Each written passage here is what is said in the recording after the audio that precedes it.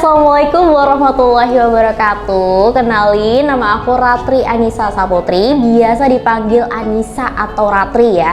Dan aku adalah alumni dari SMP Muhammadiyah 3 Waru tahun 2021. Dan ya kali ini kita terutama bakal jawabin beberapa pertanyaan-pertanyaan dari Mugaru lover semuanya. Nah, oke Kak, kita langsung ke pertanyaan pertama. Mengapa dulu pilih Mugaru? Kenapa pilih Mugaru? Pertanyaan yang menarik dan ada cerita bisa dibilang random dari awal mula aku bertemu dengan SMP Muhammadiyah 3 Waru ini.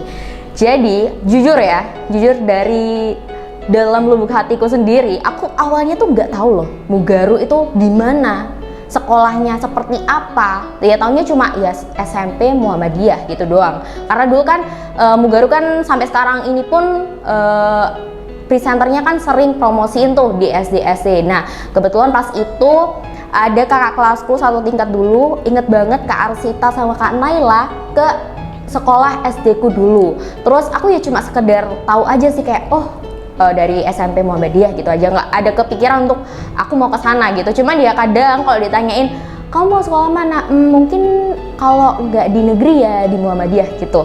Udah ke omong nih di mulut ya, nggak tahu kalau itu ternyata dikabulin. Terus setelah itu aku awalnya ceritanya adalah aku mendaftar nih, daftarin temen aku ke sekolah sebelah. Nah, terus kemudian tiba-tiba di pinggir jalan di depan jalannya sekolahnya teman aku itu aku ketemu sama ibu aku ya. Terus tiba-tiba ibu aku gini, udah yuk sekarang ikut ibu ke Muhammadiyah, kamu ibu daftarin hari ini. Terus kan aku nggak ada persiapan apa-apa dong, kayak waduh ada apa nih kok tiba-tiba disuruh daftar. Oke lah, akhirnya gas ke SMP Mugaru. Dan udah sampai di Mugaru tiba-tiba sama gurunya, karena itu emang udah hari-hari terakhir banget, aku itu daftar di gelombang terakhir. Ingat banget pas itu bulan Juni dan itu beberapa minggu loh sebelum masuk. Bayangin, gak ada persiapan apa-apa, tiba-tiba dan hari itu juga aku disuruh tes.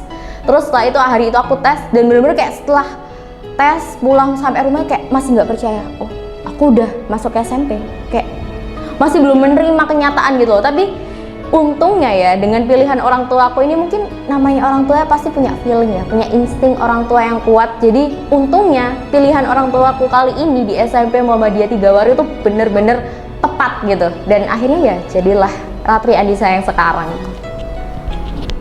Dulu yang ngetes siapa nih? Yang ngetes. Oke, ada cerita lagi nih yang ngetes. Yang ngetes ya, yang nanya ini barusan guys. yang ngetes dulu ada kalau nggak salah 2 atau 3 guru. Rada inget lupa ya, tapi yang paling aku inget karena sampai sekarang tetap mendampingi aku adalah Pak Nur ya.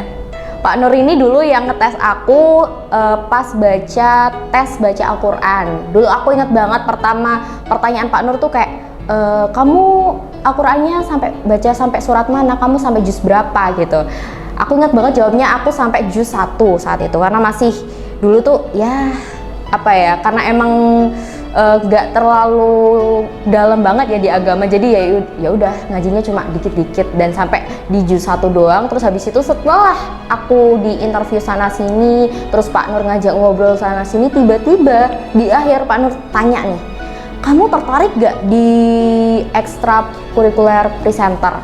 Aku jawab dong, karena saat itu juga aku nggak tahu apa itu presenter. Aku itu anaknya yang bener-bener kayak pasif banget, jauh dari Anissa yang sekarang tuh beda banget. Karena dulu Anissa yang dulu tuh kayak pasif banget, pendiam banget, introvert banget.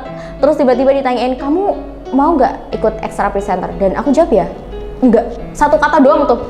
Saking emang dulu anaknya introvert banget dan ya udah gitu loh, kayak enggak mau gitu. Ada ya orang kalau ditanyain kayak enggak doang kan, biasanya kan maaf Pak nggak tahu gitu kan. Kalau anak presenter kan gitu ya, anak yang biasanya talkatif kan, enggak Pak saya nggak kurang tahu Pak, kalau boleh kasih tahu Pak itu tentang apa sih Pak presenter. Kan kalau misalnya saya sekarang seperti itu kan Pak ya, tapi kalau saya yang dulu ingat gak sih Pak Nur, saya masih jawabnya enggak. Udah setelah itu pulang gitu, ya udah kayak ya tiba-tiba sekarang jadi aja gitu. Wah, seru banget nih ceritanya. Kita lanjut ke pertanyaan kedua. Apa yang sudah didapat dari Mugaru? Yang aku dapat dari Mugaru pastinya banyak banget, dan mungkin aku mulai dari yang pertama. Pasti secara pendidikan formal, pendidikan akademik pasti dapat banget, karena emang guru-gurunya yang ada di sini tuh bener-bener apa ya, merangkul. Terus kemudian guru-guru di sini tuh bener-bener mau nganterin kita. Kalau kita emang misalkan ya ada pelajaran tuh kita ketinggalan, guru-guru di sini tuh apa ya, kayak pasti mastiin semua muridnya untuk jangan sampai ketinggalan materi. Selalu di akhir pelajaran mesti ditanyain, ada yang kurang paham, ada yang masih bingung. Kalau masih bingung nggak apa-apa, kita ngulang dari awal. Kan kalau di sekolah lain kalau nggak bisa seperti itu ya, mungkin ada, tapi dari pengalaman aku sendiri dari SD, SMP, dan SMA nggak ada guru seperti itu selain di Mugaru. Terus kemudian ada juga pastinya namanya sekolah Islam ya, pendidikan secara agama tentu sangat-sangat ditekankan di sini, karena di sini tuh tertib banget, apalagi soal sholat, soal apa ya, kayak datang ke musola aja itu dihitungin guys, dihitung mundur. Serem nggak tuh, kayak bom. Jadi kayak udah kalau di musola udah disiarin disuruh ke masjid, itu harus langsung ke masjidnya Mugaru, nggak boleh sampai telat. Ya walaupun kita kalau nggak salah dulu kalau telat ada hukuman dari takmirnya kalau nggak salah ya, tapi setauku kayaknya sebenarnya nggak terlalu masalah sih kalau telat. Tapi nggak tahu kenapa kayak ada ketakutan tersendiri kalau udah hitungan mundur, kayak takut, wah habis ini aku gimana, habis ini kalau nggak aku nyampe di sana nanti aku diapain nih gitu. Jadi itu. Terus yang selanjutnya mungkin disiplin banget. Ini sekolah kayak sekolah satu-satunya sekolah, bahkan sampai aku yang udah mau kuliah ini pun ngerasain gak pernah aku sekolah di tempat se-strict ini dalam hal kedisiplinan. Cuma di Mugaru doang aku bener-bener kayak rasanya itu harus patuh sama aturan, karena di sini tuh bener-bener aturan tuh gak hanya ditulis, tapi juga kalau kamu gak melaksanakan ya ada sanksi gitu. Jadi ya dulu gini, aku ada satu cerita. Dulu tuh aku pertama kali masuk sini itu pernah 2 kali terlambat.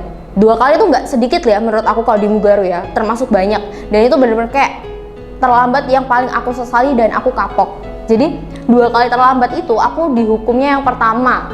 Saat itu aku dihukum sepatu aku dibasahin sama Pak Nur, ingat banget. Gak dendam kok Pak, gak dendam, enggak. Itu kan jadinya memotivasi aku untuk wah jangan terlambat besok-besok gitu. Nah, kalau nggak gitu sepatu aku berjamur dong gitu. Terus yang kedua itu kalau nggak salah pernah nih disuruh ngelilingin lapangan bareng sama anak-anak yang telat lainnya. Jadi kayak bis-bisan gitu.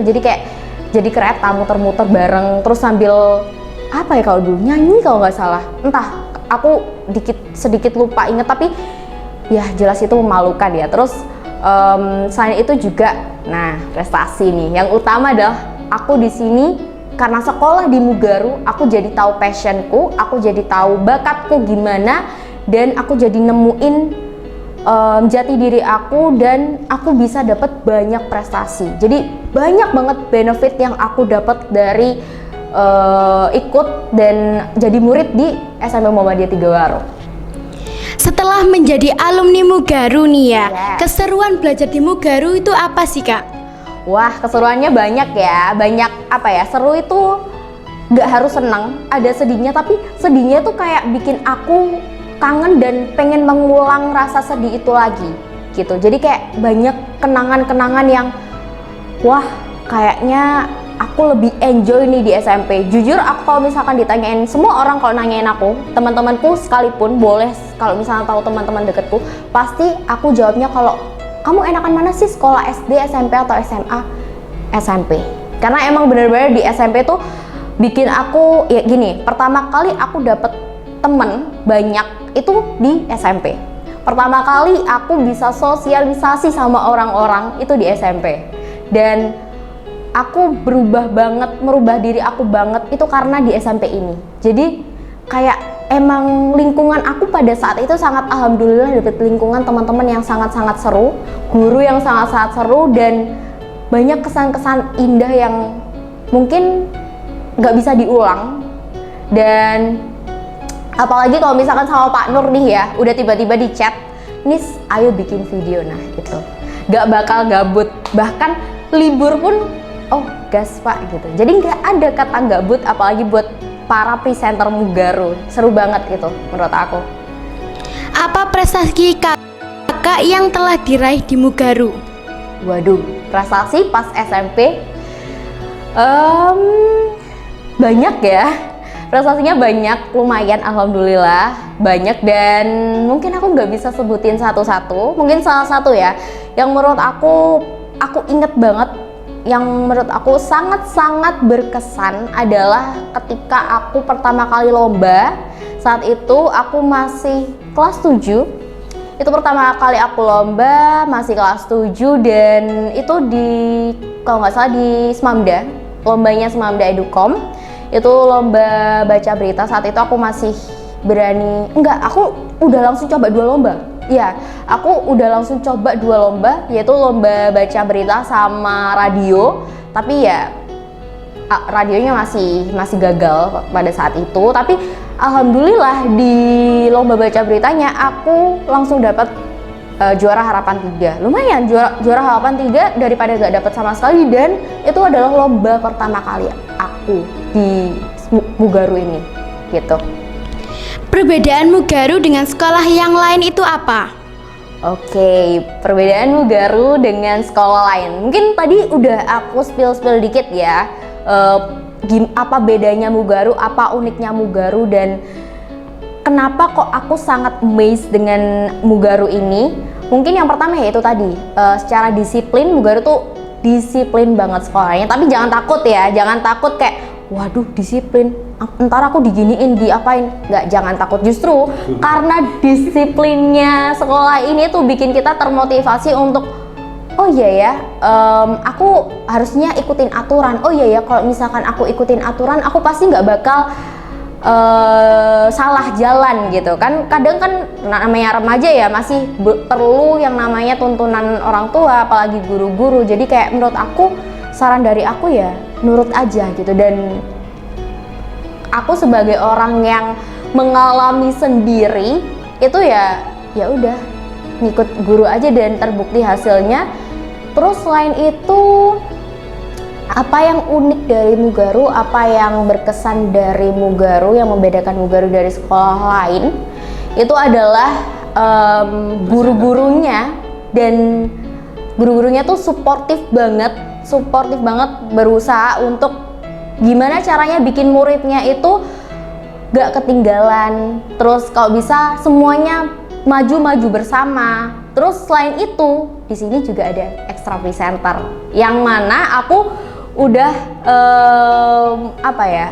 mungkin faktor terpenting yang mengubah aku, sangat-sangat mengubah aku di SMP Mugaru itu adalah extra presenternya.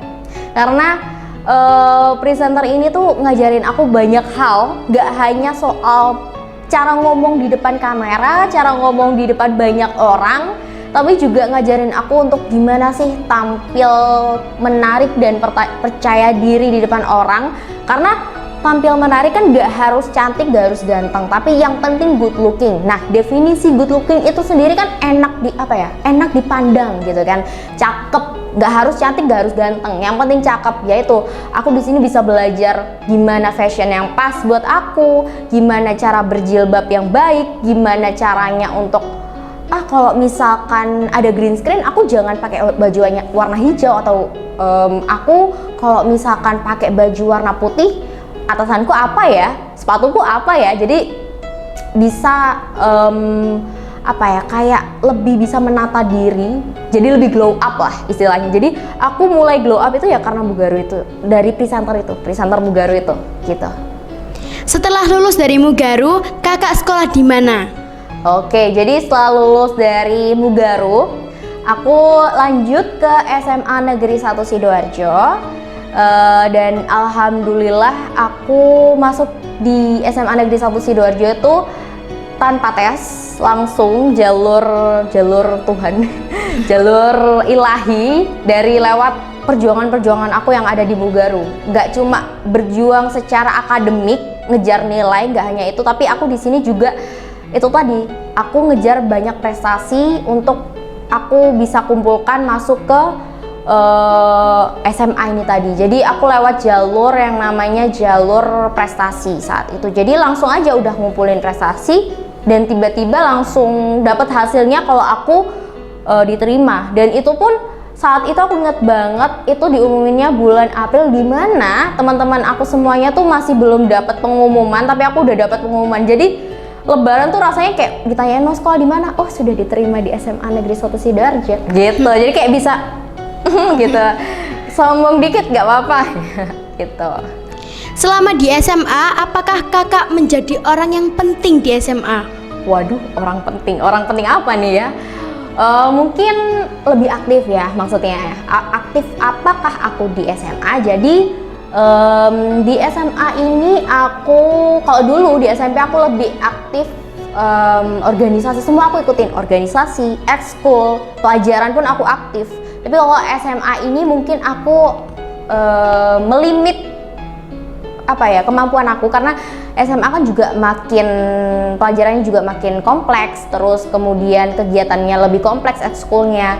Dan ya aku di SMA ini hanya mengikuti akademik, pelajaran akademik pasti. Terus aku lebih ke ekstrakurikuler, organisasinya di organisasi ekskul, nggak ikut OSIS, karena emang nggak tahu kenapa pengennya ekskul aja dulu deh, rehat dulu aja deh, aku fokusin aja buat gencar cari prestasi aja gitu. Jadi lebih fokus ke prestasi dan lebih banyak berusaha untuk menyeimbangkan nilai aku di SMA biar goalnya kuliah gampang lagi, biar nggak tes lagi gitu. Kalau di SMA tuh ya, ekstranya yang kakak ikutin tuh apa? Oke, jadi ekstra yang aku ikutin yang bikin aku sangat-sangat sibuk itu adalah, gak sibuk banget sih, ada kesibukan lain juga, tapi salah satu yang bikin aku sibuk tapi aku seneng adalah ekstrakurikuler jurnalistik. Jadi masih linear lah ya, masih nyambung sama bakat dan minat aku di bidang public speaking. Itu ada jurnalistik. Di sana aku biasanya kegiatan rutin setiap minggu kita bakal ngisi mading sekolah. Terus baru-baru ini juga kita berhasil tim aku rilis majalah tahunan. Kemudian mungkin aku kalau misalkan sekolah lagi ada event, misalkan event Semanisda Cup, ada Semanisda acara GSS atau gelar seni Semanisda dan lain sebagainya, pokoknya ada acara-acara sekolah, jurnalistik itu selalu aktif buat tampil untuk menyiarkan berita terkini live on the spot pas ke kegiatan acara-acara tersebut gitu. Nah, kakak di Mugaru ini kan prestasinya banyak banget kan? Yeah, okay. Nah, kalau di SMA tuh prestasinya kira-kira apa aja sih yang udah diraih sama Kak Anissa? Oke, kalau di SMA itu jujur agak turun ya, saya agak turun karena pertama saat itu aku di tahun pertama sempet terlalu fokus untuk ikut pelajaran akademik, tapi juga pasti tetap adalah lomba-lomba, tapi nggak segencar SMP, karena kalau di SMP kan emang aku ada ekstrakurikuler yang bener-bener fokusnya di baca berita, di public speaking gitu kan. Kalau di SMA aku belum ada tempatnya. Terus kalau di SMP juga kan ada pembina yang khusus yang biasanya kan ngajakin kita untuk ayo lomba di sini, ayo lomba di sana gitu. Jadi ada yang ngingetin, ada yang kasih info. Kalau di SMA ya ada, tapi gak sebanyak di SMP gitu. Dan mungkin kalau aku hitung-hitung sekitar mungkin ada 6 prestasi, walaupun dari sekian banyak lomba yang aku ikutin ya. Jadi disclaimer, jangan pikir kalau semua lomba yang aku ikutin itu aku menang. Ada beberapa yang aku kalah, jadi Jangan pernah kalian mikir kayak, wah iya Kak Nisa kan enak menang terus. Tidak, saya juga banyak kegagalan gitu. Di SMP pun juga. Di SMP pasti Pak. Kalau di SMP banyak sekali kegagalan yang bikin saya kadang ngerasa kayak, aduh selesai nggak sih, kayak udah nggak sih, aku kayak takut gagal apalagi ya. Ke Jakarta gagal loh. Iya Pak, di Jakarta saya gagal lomba. Bayangin, di Jakarta duitnya berangkat naik pesawat PP berapa, biaya hidup berapa, dan alhamdulillah tapi sangat dibantu oleh orang tua Kak Faril. Terima kasih Om Tante dan Kak Faril yang sudah membantu kami semua. Jadi kayak kita di sana tuh bener-bener kayak, ya Allah, kok ada ya orang sebaik itu. Kita diajak jalan-jalan guys, kita diajak jalan-jalan kayak lihat Monas, terus kita diajak makan keluar, kita kayak muter-muter Jakarta gitu. Kayak aku sampai, kok bisa ya orang sebaik ini, padahal kan orang tuanya Kak Faril kan pasti sibuk ya. Dianterin loh, kita mau lomba dianterin pakai mobil, dan bener kita kayak wow, makasih banget. Walaupun hari itu adalah hari kegagalan yang termenyakitkan, tapi kenangannya juga nggak bisa dilupain juga. Maksudnya kenangan baiknya juga lebih banyak, lebih menutupi lah kesedihan aku saat itu, karena aku jadi bisa mikir kayak, ya nggak apa-apa sih kalau misalkan aku gagal kali ini, at least aku pernah ke Jakarta, aku bisa jalan-jalan, aku bisa tahu, oh gini kah ibu kota ya. Ya maaf, maklum orang luar kota, orang itu ya pinggiran ya, Sidoarjo gitu. Jadi gak tahu yang kayak, wah Monas, lihat Monas kayak, oh my god ibu aku ke Monas gitu kan. Agak ale-ale dikit, gak apa-apa lah ya gitu. Sekarang kakak tuh kuliah di mana? Oke, mungkin sekarang masih belum ya, tapi OTW udah alhamdulillah sudah diterima di Universitas Negeri Surabaya di jurusan S1 Ilmu Komunikasi. Jadi masih satu linear lagi nih. Jadi sebenarnya walaupun perjalanannya banyak berkelok-kelok, tapi tetap satu fokusnya, tujuannya tetap di public speaking. Jadi aku kali ini masuknya di Universitas Negeri Surabaya jurusan Ilmu Komunikasi lewat jalur SNBP lagi, nggak pakai tes kayak pas aku SMA. Jadi itu kan banyak benefitnya kan, makanya masuk Mugaru aja, presenter Mugaru apalagi tuh. Nah, di UNESA itu apakah tujuan pertama kakak buat masuk ke kuliah? Oke, sebenarnya aku nggak terlalu memfokuskan untuk universitas di mana, lebih ke di mana aja yang penting ilmu komunikasi gitu. Jadi kayak ilmu komunikasi harga mati gitu. Jadi walaupun di UNESA di mana terserah, yang penting SNBP pasti, yang penting SNBP biar gak ada bayar-bayaran. Terus ilmu komunikasi, udah itu aja tujuan aku. Buat mimpi kakak ke depannya tuh apa? Oke, mimpi aku ke depannya udah kelihatan lah ya. Apa sih mimpi aku? Jadi mimpi aku ke depannya, cita-cita aku adalah aku pengen banget jadi seorang penyiar berita lebih tepatnya. Aku pengen banget bisa kerja di dunia broadcasting, di penyiaran berita, apalagi berita siaran televisi CNN. Itu aku pengen banget CNN, karena emang mimpi aku ya sejak SMP. Karena sebelum SMP tuh aku masih denial, kayak aku mau kemana, aku mau jadi apa, aku nggak ngerti aku bisa apa. Tapi setelah SMP tuh kayak rasanya tuh mata aku terbuka lebar, kayak seperti ditunjukkan sama Allah tuh jalan ini loh, jalan kamu tuh di public speaking, kamu tuh bisa public speaking, kamu tuh jago. Jadi ya kayak akhirnya setelah ikut presenter aku jadi lebih terbuka terhadap aku mau jadi apa dan harus kemana gitu. Jadi emang kenapa kok dari tadi bahasnya prestasi baca berita, public speaking, ya emang kayaknya aku udah diciptakan untuk ke penyiaran dan public speaking seperti itu. Wah, semoga kecapai ya mimpi kakak ya. Amin. Nah, kakak kira-kira punya pesan nggak sih buat adik-adik kelas di Mugaru ini? Oke, pesan aku. Oke. Jadi pesan aku buat adik-adik semuanya, adik-adik di SMP Muhammadiyah Tigawaru, pesan aku yang pertama adalah jangan lupa beribadah.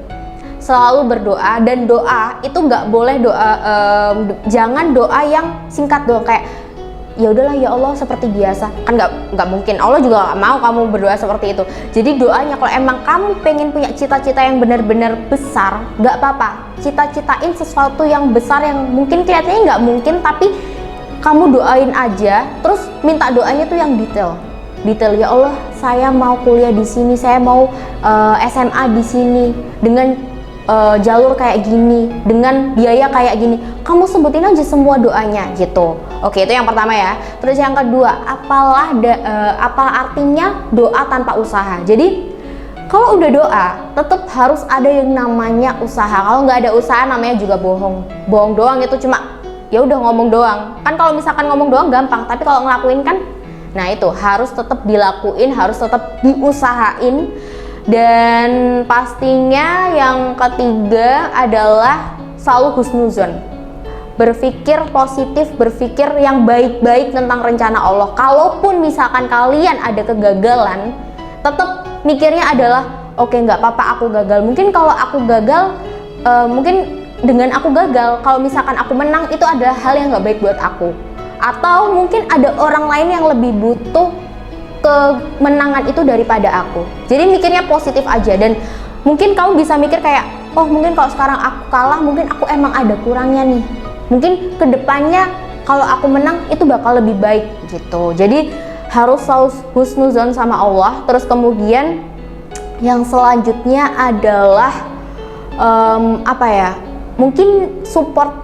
Cari temen yang banyak, cari support system yang banyak. Jangan pacar ya, jangan pacar. Kalau pacar justru mengganggu kalian. Sorry buat yang pacaran, bukannya untuk mengganggu kalian, tapi jujur aku pribadi menyarankan kalian untuk tidak pacaran, karena pacaran itu sangat mendistract kalian dalam memajukan diri sendiri atau proving diri kamu. Karena ada beberapa kayak yang namanya anak muda ya, masih anak muda, kadang ya pacarannya masih kayak gitu. Jadi menurut aku jangan dulu lah. Kalau yang belum nih jangan dulu. Fokus belajar, fokus kejar prestasi, fokus kejar apa sih bakat aku, apa sih yang aku bisa, dan apa sih yang harus aku dalami dari diri aku. Kalau kamu belum bisa membahagiakan keluarga kamu, jangan coba untuk kayak oh aku pengen punya kekasih, aku ingin membahagiakan dia. Kamu aja belum bisa bahagiain orang tuamu sendiri, hayo. Jadi kayak fokus untuk improve diri sendiri gitu. Ya, itu pesan dari aku. Oke, ada pertanyaan lagi? Ini sampai kehabisan pertanyaan ini kayaknya ya. Boleh tanya apapun, santai aja. Apa yang dikepoin? Oke, ini pertanyaan dari Pak Nur ya, Nis ya? Oke, siap. Nah, ini hari libur ya? Iya, Tapi kenapa kamu kok ke Mugaru, Nis? Ini ada apa ini? Panggilan dari Pak Nur. Enggak, pastinya ya selain diajak, soalnya kalau nggak diajak Pak Nur tuh saya juga mau kesini sungkan sebenarnya Pak ya. Terus selain itu kalau setiap diajak Pak Nur tuh kayak saya kan selalu oke Pak, gas, ayo lah Pak, nggak apa-apa, boleh, bisa saya bisa besok gitu. Karena memang bener-bener kalau nggak di sini kayaknya saya nggak bakal ketemu kamera, nggak bakal ketemu mic, nggak bakal ketemu studio, karena suasana yang seperti ini tuh adalah suasana yang bener-bener saya rindukan dari dulu, dari pertama lulus dari sini, dari Mugaru sampai sekarang. Itu saya jarang banget nemuin kamera selain di Mugaru. Jadi kayak wah, akhirnya saya bisa bercengkrama dengan kamera. Aneh ya, ada ya orang kangen sama kamera, tapi emang mungkin daerah public speakingnya udah meresap nih Pak, sampai ke sel-sel DNA. Jadi kayak kalau nggak ketemu kamera tuh kayak kangen banget rasanya gitu. Oke, dan kayaknya kamu tadi nggak sendirian ya kesini ya, Nis ya? Iya, saya nggak sendirian hari ini, karena hari ini juga kebetulan adik saya, dia tahun ini bakal lulus juga dari SD dan bakal ke SMP. Terus akhirnya beberapa minggu lalu, beberapa bulan lalu, kita sekeluarga bingung kayak ini anak ini enaknya sekolah mana ya, sekolah di mana ya, mau kemana ya. Terus karena emang kayaknya dari dulu keluarga saya sangat percaya dengan Mugaru, karena saya juga alhamdulillah sangat berhasil, hasil Mugarunya, produk berhasilnya. Jadi orang tua saya ya udahlah di Mugaru aja gitu. Dan hari ini adik saya tes untuk masuk ke Mugaru dan alhamdulillah barusan udah selesai gitu. Oke, kayaknya udah cukup ini kayaknya ya. Oh, Sudah udah cukup. cukup. Oke, bisa diakhiri nih. Oke, baik, sekian tadi Q&A bareng aku Ratri Anissa. Sampai jumpa lagi di pertemuan-pertemuan selanjutnya dan mungkin kita bisa hadir lagi nih talk show bareng atau podcast bareng sama kalian. Ditunggu ya acara selanjutnya. Wassalamualaikum warahmatullahi wabarakatuh. Bye.